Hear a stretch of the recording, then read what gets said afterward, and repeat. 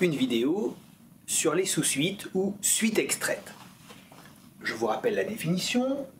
Soit UN une suite réelle, une suite V est une sous-suite ou une suite extraite de UN.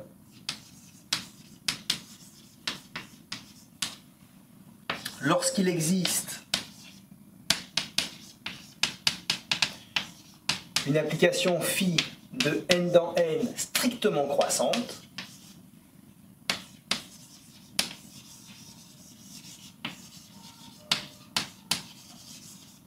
telle que, quel que soit n éléments de n,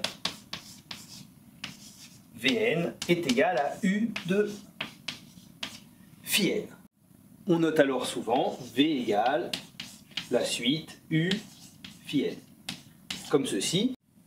U la suite définie par UN égale 2 puissance n, V la suite définie par Vn égale 8 puissance n pour tout n, Vn est-elle une sous-suite de la suite UN? Eh bien oui, tout simplement parce que 8 à la puissance n, c'est aussi égal à 2 à la puissance 3n. Et donc, Vn, c'est égal à U 3n. Phi de n est égal à 3n, qui est bien une fonction strictement croissante de n dans n. Autre exemple, un égale moins 1 puissance n plus 1 sur n. Eh bien, la suite Vn est égale à U2n, c'est égal à moins 1 puissance 2n plus 1 sur 2n. Moins 1 puissance 2n, évidemment, c'est égal à 1. Donc 1 plus 1 sur 2n est une sous-suite de la suite U. La suite Vn est une sous-suite de la suite UN. Je vous rappelle la proposition. Si UN est une suite qui a pour limite L, alors toute sous-suite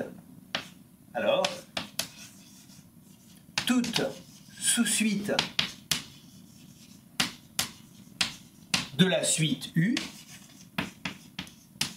a pour limite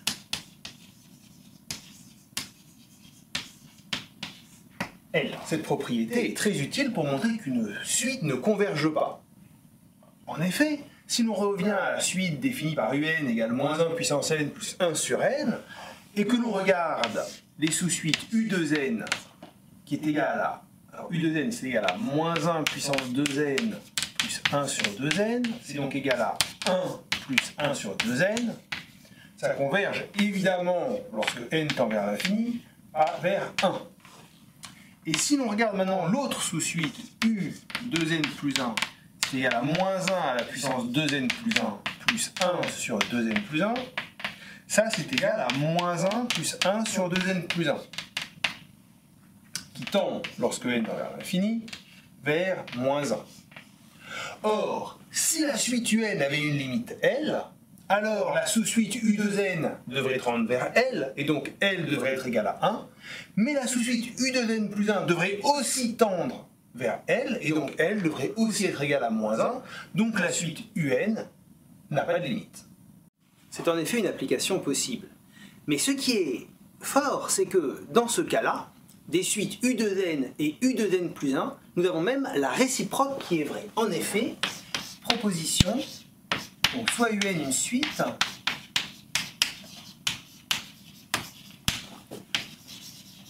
alors si U2n et U2n plus 1 ont la même limite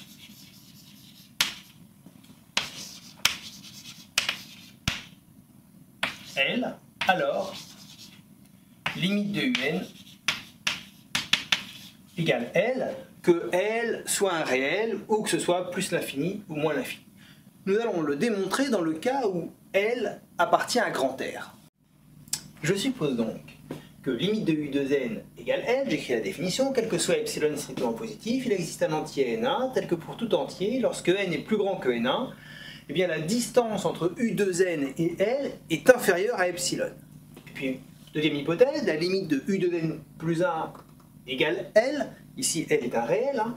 Pour tout epsilon strictement positif, il existe N2 éléments de grand N, tels que pour n'importe quel entier petit n lorsque petit n est plus grand que n2, la distance entre u de n plus 1 et L est inférieure à epsilon. Ce sont mes hypothèses, et ce que je veux démontrer, c'est que un tend vers L, et donc, quel que soit epsilon, il existe un grand N, tel que pour n'importe quel entier petit n, lorsque n est plus grand que grand N, la distance entre un et L est inférieure à epsilon. Pour démontrer ceci, je commence par me fixer un epsilon strictement positif. Et puis je cherche un grand N. Alors, bien sûr, je cherche un grand N, mais comment trouver ce grand N? Eh bien, je vais commencer par utiliser le N1 qui est donné par la définition de la limite de U de n égale L. Donc, il existe N1 qui correspond à cet epsilon-là, hein, tel que dès que pour n est plus grand que n1, quel que soit n plus grand que n1, eh bien u de n moins L est inférieur à cet epsilon-là. Hein. Ça, c'est bien le même epsilon.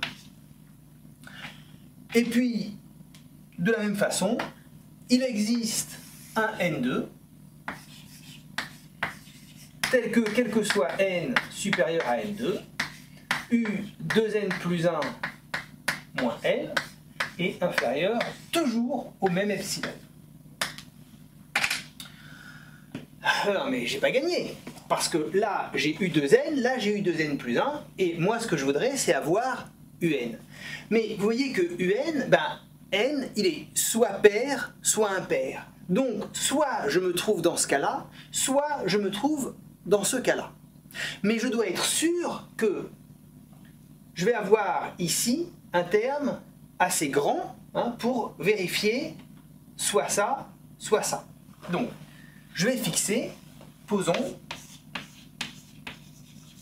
grand N égale... Alors, qu'est-ce que je vais prendre? Bien, je vais prendre le max entre 2n1 et 2n2 plus 1. Soit petit n, un entier plus grand que grand N. Alors de deux choses l'une, ou petit n est pair, soit n est pair. Donc il existe K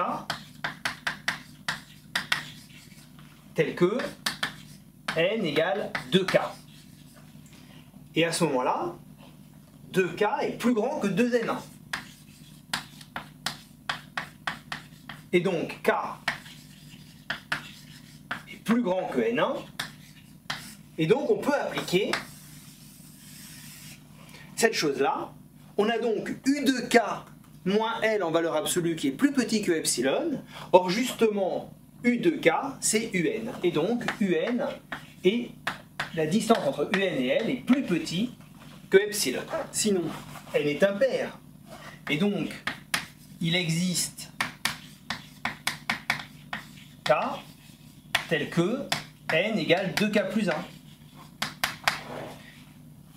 Mais N, il est plus grand que grand N. Et donc, il est plus grand que 2N2 plus 1. Et donc, K, il est plus grand que N2.